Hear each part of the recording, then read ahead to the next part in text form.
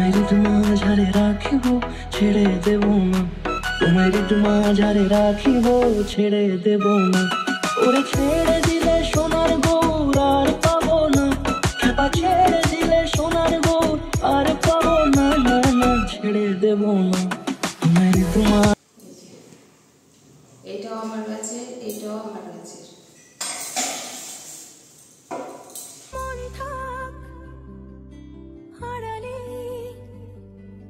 মাঝে মাঝে ছুঁতে আসা জানি হাত বাড়ালে ধরা দেবে ভালোবাসা।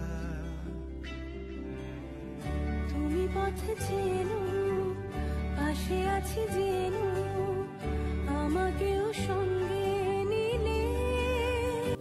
গুড মর্নিং বন্ধুরা, কেমন আছো তোমরা? আশা করি ভালো আছো। শিল্পীস ফ্যামিলিতে আরেকটি নতুন ব্লগে তোমাদের সবাইকে ওয়েলকাম করছি। তো কোথায় যাচ্ছি সেটা কালকে তোমাদের কাছে অলরেডি বলেছি, যাচ্ছি একটু মনসা মন্দিরে। কেন যাচ্ছি সেটাই তোমাদের কাছে আজকে বলবো। তোমরা দেখেছো মেয়ে খুব অসুস্থ ছিল, তখনই কিন্তু মা একটা মানত করেছিল মনসার কাছে।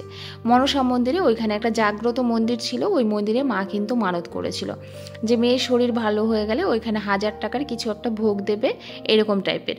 তো আমাদের ওখানে শীতলা গাছতলায় একটা মানত করেছিল, সেটা তোমরা দেখেছো। মায়ের বাড়িতে যখন গেছিলাম তখন আমি ওই বাতাসাটা ছিটিয়েছিলাম, 5 কিলো না কত ছিল, তো ওইটা দেওয়া হয়েছিল। কিন্তু মনসা মায়ের এই মানতটা মা কিন্তু এতদিন দেয়নি। মা বলেছিল যে কিছুদিন যাক তারপরে দেব। কিন্তু বিশ্বাস করবে না, রিসেন্ট আমাদের সাথে খুব খারাপ খারাপ কিছু ঘটনা ঘটে গেছে এই মা মনসাকে নিয়ে।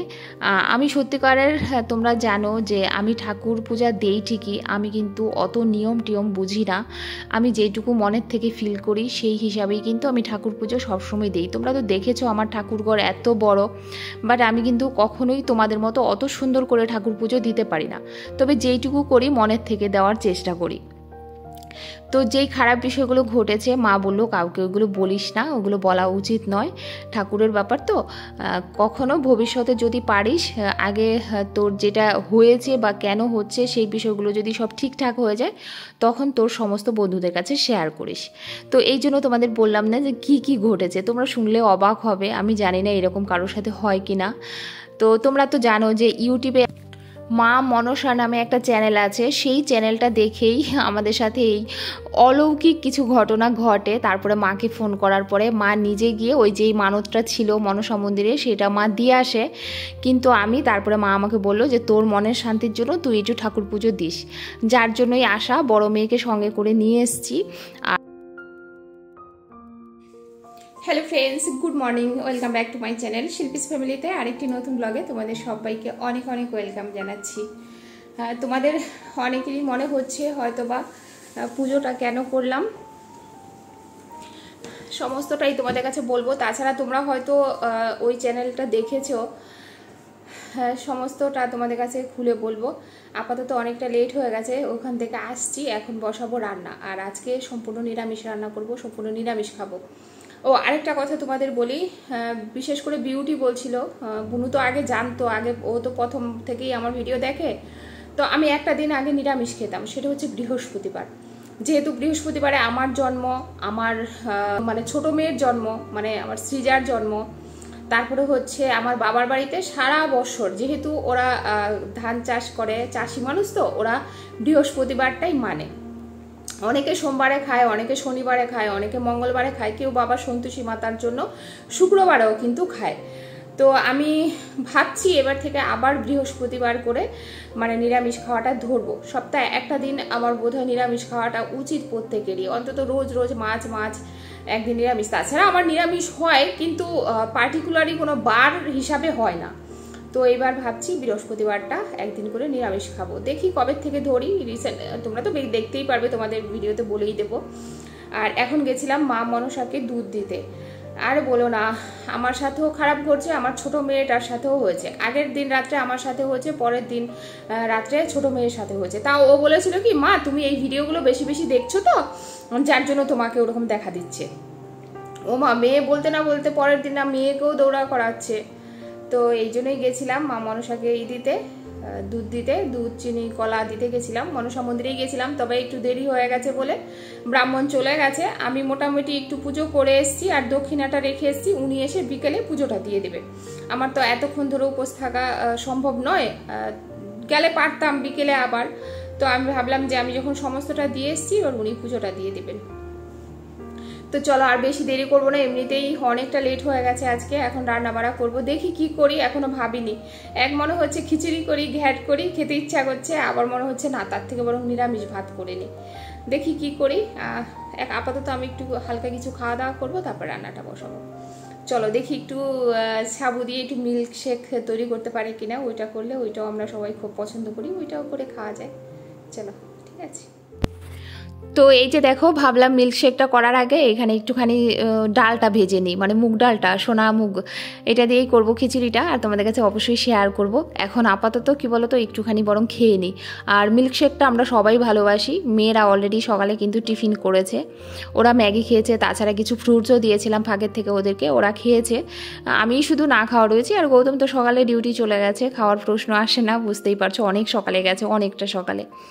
যাই হোক, আমি এখানে এগুলোটা রেডি করি আর একটা কমেন্টের উত্তর দিই, সেটা একদমই ভালো কমেন্ট, খুব সুন্দর কমেন্ট করেছে, আমাকে বলছে দিদিভাই কিছু মনে করো না, তুমি তো রোজ এই খাবার এত বেশি বেশি করো, তোমরা তো একবেলা ছাড়া আর খাও না, তো ওই খাবারটা বেস্ট না করে তোমার গরিব মানে যারা আর কি খেতে না পায় তাদেরকে তো দিয়ে দিতে পারো। তো আগে না এই জিনিসটা আমি করতাম, জানো তো, যে আমার পাশে বাড়ি একজন ছিল একটা দিদি ভাই, তো তাদেরকে দিয়ে দিতাম, কিন্তু ওর মা না এখন ভালো কাজ পেয়েছে, ওর বাবাও ভালো কাজ পেয়েছে, ওরা না এখন কি বলতো, ওই বাড়িতে যদি পান্তা ভাত খায় সেটা খেয়েই সুখী, বরং না অন্য কারোর কাছ থেকে তুমি যদি মাংস ভাতটাও দাও তারা নিতে চায় না। আর ওই খাবার নিয়ে কোথায় কোথায় যাবো বলো তো, বুঝতেই পারো যে কোথায় কাকে গিয়ে জিজ্ঞেস করবো যে তুমি আমার এই বাসি খাবারটা নেবে, বা তুমি আমার এই দুপুরে করেছি খাবারটা এটা কি তুমি নেবে। আর দুপুরবেলা খাওয়া না হলেও তো আর বুঝতে পারি না যে কতটা থাকবে কতটা থাকবে না, আর যেটা থাকে সেটা রাত্রে দিতে ইচ্ছা করে না গো আমার, যে দুপুরে যেটা আমি খেয়ে বেশি হলো সেটা আমি রাত্রে কাউকে দিয়ে দিলাম, সেটা আমি আমার শাশুড়ির সাথেও করতে পারি না। তোমাদের আমি কিছুদিন আগে এই কথাটা আমার ওই চ্যানেলে বলেছিলাম একজনকে, সত্যি আমি পারি না, আমার না মনটা কেমন লাগে, যে তাহলে কি ভাববে যে আমি খেতে পারিনি বলে, বেশি হয়েছে বলে মানুষটাকে দিয়েছি। যদি দিতে হয় সঙ্গে সঙ্গে যদি টাটকাটা দিতে পারি, যেটা কিনা দুপুরবেলা হয়তো আমি খাবো তাকেও দুপুরে দিলাম, তাহলে পরে দেওয়া যায়। ওই আমি একবেলা খেতে পারলাম না সেটা বেশি হলো তারপরে কাউকে দিতে সত্যি আমার সত্যি খুব খারাপ লাগে, এইটাই কথা, আর কিছু না। আর আমাদের এইখানে এইরকম কেউ নেই যে বেশি হলেই দিয়ে দিলে একদম নিয়ে যাবে, নেয় না গো কি বলতো, তারা খুদের ভাত খাবে, আলু সেদ্ধ ভাত খাবে, কিংবা কখনো দেখা গেল মুড়ি খেয়ে থাকবে, তবু কি বলতো লোকের বাড়ি থেকে নেবে না, এইরকম এখানকার মানুষগুলো। তো ওই জন্য আর আমি কাউকে জোর করি না, বুঝতে পারছো। এই যে আমার ঘরে তোমরা দেখো পিঠা পায়েস করি, সব থুরি আমি খেতে পারি অত, কারণ আমার ঘরে একবেলাই সবাই খায়। তো কল্পনা যখন আসে আমি কিন্তু ওকে যখন করি তখনই দিই, বা কিংবা ধরো আজকে ধরো আমি বিকেলে পিঠাটা করলাম, কল্পনা কালকে সকালে আসলো, ওই কালকে সকালে দেবো, কারণ ও যেহেতু আসেনি বলে কালকে সকালে হয়তো দিলাম, তারপরে যে আরও 2 দিন পরে আবার দেবো, আমার সেটা খুব খারাপ লাগে, মনে মনে ভাবি যে ভাববে বৌদি খেতে পারেনি তাই এতদিন পরে দিয়েছে, এইটা মনে হয়। আর যদি অপমান করে দেয়, একবার এরকম আমার হয়েছিল জানো তো, সেই গল্পটা তোমাদের কাছে নাহি করলাম, কারণ সেই মানুষটা আমার ভিডিও দেখে, মনে মনে ভাববে যে আজকে যে শিল্পী গল্পটা করেছে সেটা তো আমার সাথেই ঘটেছিল। তো আমি চাই না সেই মানুষটাও শুনুক, কারণ উনি খুব ভালোভাবে আমার ভিডিও দেখেন, উনি বলবে এই গল্পটাও তুমি ইউটিউবেও করেছো, কারণ আমি এইরকমই অপমানিত বোধ করেছিলাম, ঠিক টাটকা মাংসটাই নিয়ে গেছিলাম জানো তো, খুব ভালোবেসে নিয়ে গেছিলাম, আমি অনেক কথা শুনেছিলাম। তারপর থেকে না থাকবে, আমার শাশুড়ি মাকেই আমি দুপুরের খাবারটা রাত্রেবেলা কখনো ভাইকে সাদি না, ভাই কিন্তু থাকলে খেয়ে নেয়, আমার দেওর যে ও কিন্তু খেয়ে নেয়, মানে মা অনেক সময় বলে যে ও তো ভালোবাসে তুমি দিয়ে দিও, কিন্তু আমার না সেটা খুব খারাপ লাগে। হ্যাঁ মাঝে মধ্যে যদি মা যেচে বলে যে দিয়ে দাও তখন হয়তো দিয়ে দিই, আর যে না বললে আমি কখনোই না ওই খাবারটা কাউকে দিতে চাই না, কারণ আমি ভুক্তভোগী, এমন শুনিয়েছিল না তুমি ভাবতে পারবে না, আমি নিয়ে গিয়ে যেন লজ্জায় পড়ে গেছিলাম, জানি আমি তো টাটকা মাংসটা নিয়ে এসেছি, মানে যাই হোক, হ্যাঁ, অনেকটাই বলে ফেলেছি, সে অবশ্যই বুঝেও গেছে যে কাকে নিয়ে কথাটা বলেছি। এবার দেখো আমি খিচুড়ি বসিয়েছি। দেখলে কি করেছি আমি, প্রথমে একটুখানি পাঁচফোড়ন দিলাম তেলে, শুকনো লঙ্কা, তেজপাতা, তারপরে আদা দিলাম, দিয়ে তারপরে এই যে চাল ডালটা তো একটু ভেজে নিয়েছিলাম, তারপর চাল আর ডালটাকে বেশ সুন্দর করে ধুয়ে এবার কিন্তু এটাকে খুব সুন্দর করে আমি ভেজে নেব। ভেজে তারপরে এর মধ্যে একটুখানি কালারের জন্য শুকনো লঙ্কার গুঁড়ো দেবো, আর কাঁচা লঙ্কা কিন্তু অনেকগুলো আমি চিড়ে দিয়েছি, তোমরা দেখেছো। একটুখানি হলুদ দেবো, হলুদটা কম দিলেই হয় খিচুড়িতে, খুব বেশি হলুদ দিতে হয় না। দিয়ে দিলাম একটু জিরার গুঁড়ো, তোমরা চাইলে ধনিয়ার গুঁড়াটা দিতে পারো, আমি কিন্তু ধনিয়ার গুঁড়াটা খুব একটা সব কিছুতে ইউজ করি না, তোমরা দেখো সব সময়। আমি জিরার গুঁড়া তারপরে ধনিয়ার গুঁড়া এইগুলো খুব কমই তরকারিতে ইউজ করি। গরম মশলা, এই যে আমি এখন খিচুড়িটা করছি, এটা তোমরা চাইলে কিন্তু তেলের মধ্যে কিন্তু দারচিনি, এলাচ, লং দিয়ে তারপরে কিন্তু তোমরা ফোড়নটা দিতে পারতে, কিন্তু আমি দেইনি কেন জানো, আমার ঘরের লোক পছন্দ করে না। গৌতম তো খাবেই না, তবু জানো না আজকে একটুখানি চিনি দিয়ে দিয়েছিলাম।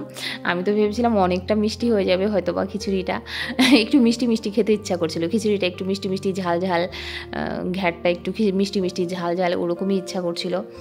তো ঘ্যাটটা বসানোর আগে ভাবলাম একটু বেশি করে তেল দিয়ে আগে পাঁপড়টা ভেজে নিই, ওই পাঁপড় ভাজার তেলেই আবার ঘ্যাটটা বসিয়ে দেবো। বসিয়ে তো দেবো এটা ভাবছি, তারপর আবার এইটাও ভাবছি গৌতম না টের পেয়ে যায়, মানে ও না কোনো পাঁপড় ভাজার তেলে কিংবা তোমার কোনো পকোড়া ভাজার তেলে যদি কোনো তরকারি করো না, কী করে যে ওর টের পেয়ে যায় ওই জানে।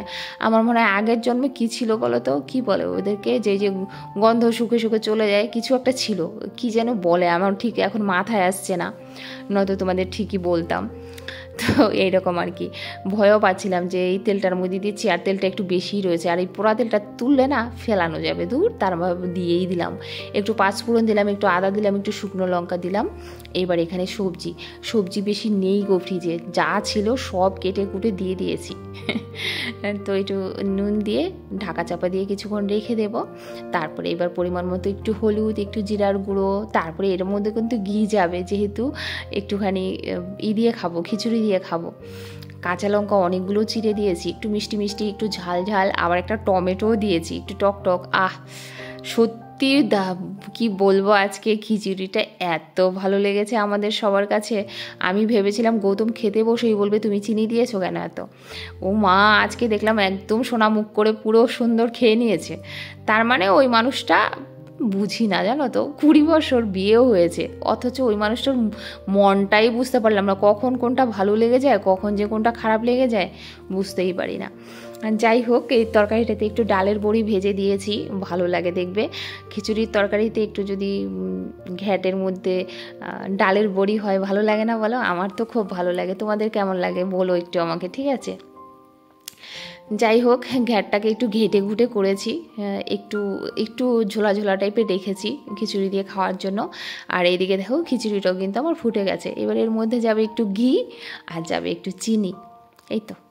এবার একটু নেড়ে নিলেই আমার আবার না একটু ঝোলা ঝোলা, এই যে এখন যে এরকম অবস্থায় আছে না খিচুড়িটা, আমরা 3 জন এরকম ভালোবাসি, আমার 2 মেয়ে আর আমি। আবার এর থেকে একটু গাঢ় গাঢ় যেটা, সেটা আবার গৌতম ভালোবাসে। তো এইভাবেই বড় মেয়ে তো পাশের থেকে বলছে, আমি তো ভয়ে জোবার দিচ্ছি তাই তোমরা বুঝতে পারছো না, মা আমাকে এই অবস্থায় দিয়ে দাও, মা আমাকে এই অবস্থায় দিয়ে দাও, এর থেকে শোনা কিন্তু করবে না। তো এই যে দেখো ঘি দিয়ে দিলাম, চিনি তো দিয়ে দিলাম একটুখানি, তবে জানি না চিনিটা মনে হলো যেন একটু বেশিই দিয়ে দিয়েছি। এবার এটাকে ঘেটে কুটে, ওফ, সত্যি জানো আমি যখন ভয় জোবার দিচ্ছিলাম তখন মনে হচ্ছিল এখন যদি খিচুড়িটা আরও অনেকটা থাকতো আমি খেতাম, তবে একটুখানি ছিল জানো তো। তারপরে সেটা বড় মেয়েকে দিয়েছি, ও বিকেলে একটু টিফিন মতো খেয়েছে, একটুখানি ছিল, বলে মা আজকে এত ভালো লেগেছে, তো ওকে দিয়েছিলাম। আর এই যে দেখো ফাইনালি কিন্তু আমরা দুপুরের খাবার নিয়ে বসে গেছি। তো মনে হচ্ছে একটু ঝোলা ঝোলা, একটু পরে দেখবে কি সুন্দর টান ধরবে। খুব ভালো খেয়েছি, কিন্তু আমার ছোটো মেয়ে খুব নাক ছিটকাচ্ছিল, খাবো না করছিল। আমি যদি না খাস তাহলে যা ঠাম্মির ঘরে চলে যা, ঠাম্মির ঘর থেকে ভাত দিয়ে যেটা ঠাম্মি দিবে সেটা খেয়ে তারপর চলে আয়। কী বলবো বলো, ওর জন্য আবারও আলাদা কিছু করব? তো এই দেখো আমরা বসে গেছি, ছুটকিকে ডেকেই যাচ্ছি, আয় আয় আয়, আমি খাইয়ে দিচ্ছি, খেয়ে দেখ কত টেস্ট। হ্যাঁ, ওর বাবা বলল, দিদি বলল যে চলে আয় বোন, খুব ভালো লাগছে আজকের খিচুড়ি, কিন্তু কোনোভাবে ওকে আনতে পারিনি। তবে হ্যাঁ, আমার মনে হচ্ছে আমি ঘরে নিয়ে গিয়ে খাইয়ে দিতে হবে, এটাই হচ্ছে ব্যাপার। তো আমি খিদে যখন পেয়েছে একটুখানি মিল্কশেক খেয়েছি, আমি পটাপট করে খেয়ে নিই, তারপরে খেয়ে গিয়ে না হয় ওকে একটু তুলে খাইয়ে দেবো। তবে খুব একটা বেশি খাবে না, যেহেতু পছন্দ একদমই করে না, তো যেইটুকুই খায় অন্তত এখনের মতো খাক, বিকেলে না হয় কিছু করে দেবো। ওর সব থেকে ফেভারিট খাবার হচ্ছে চিংড়ি মাছ, তারপরে হচ্ছে ম্যাগি, মানে যেইগুলো সব থেকে ক্ষতিকারক। বিউটি কালকে বারবার বলছিল দিদি ভাই ওকে চিংড়ি মাছ দিও না, তোমরাও খাইও না। জানো বিউটি, আমি না আনতে চাইলে কি তোমার দাদা ঠিক নিয়ে আসবে।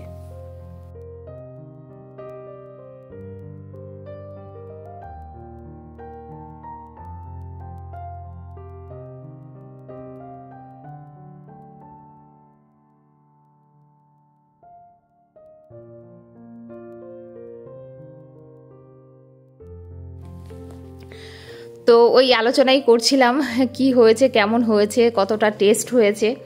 তো যাই হোক, সত্যি খুব ভালো হয়েছে।